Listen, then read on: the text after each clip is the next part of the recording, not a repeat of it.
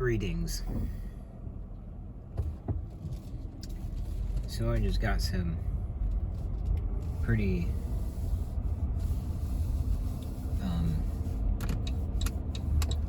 dank stuff here.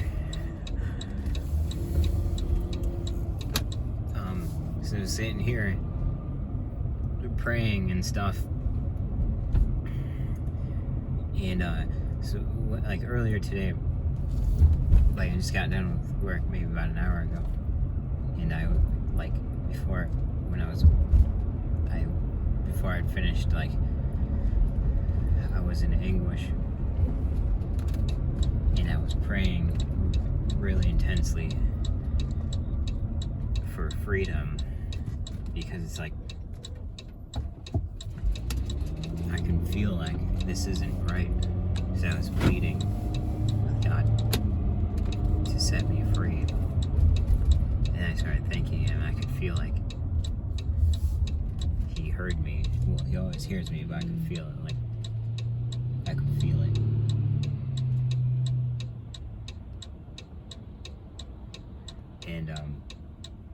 And I turned into thanking Him. Like it turned from such anguish into such confirmation, I feel like.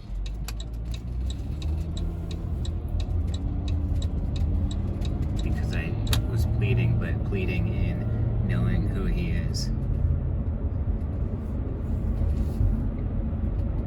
So it wasn't aimless pleading or doubtful pleading. It was faithful pleading. And I believe that is of the Holy Spirit, because it says the Holy Spirit will grow inside of us. Because the reason it grows inside of us is because it wants to be let out. It needs freedom, because He's married to us. He's living inside of us. He becomes our spirit. We become one in spirit. And the Holy Spirit is free. Where the Spirit of God is, there's freedom. It doesn't. And so I was thinking, like, or now I'm thinking, or before I used to think like that, but now I realize, before I was thinking, like, how could that make sense? Yeah, there would be freedom, but yet you're following the law of God, you know, the perfect law, you know.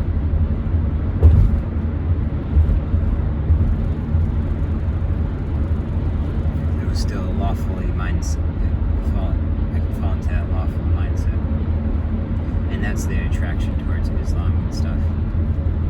It's like the law will solve it all, the quick fix. Just do this, and things will go well for you.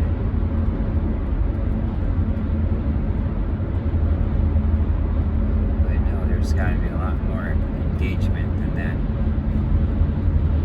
Like, God doesn't want robots, He wants children. He doesn't want slaves. He wants children. That's why He said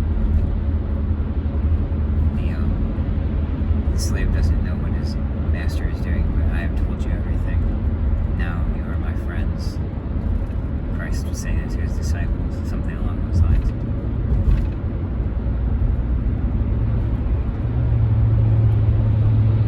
And then that's what I have been praying also.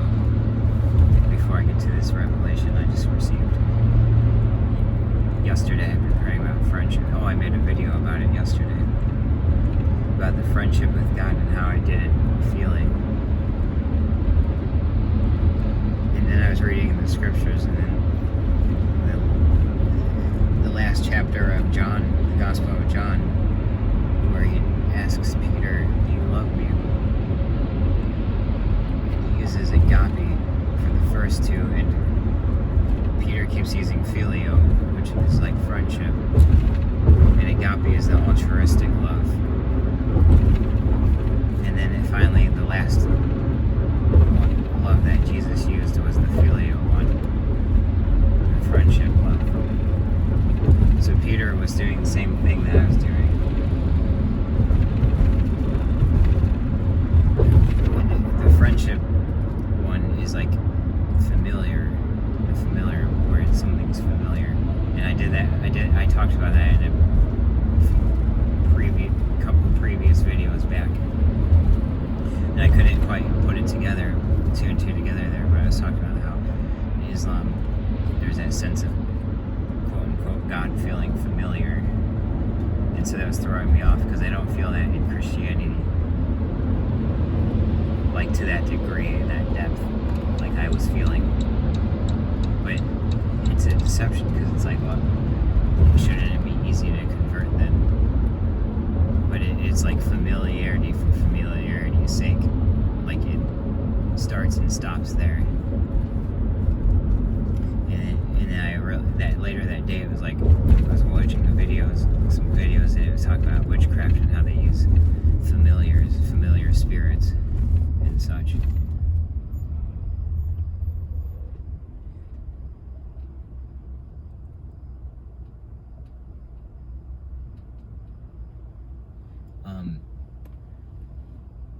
Yeah, and then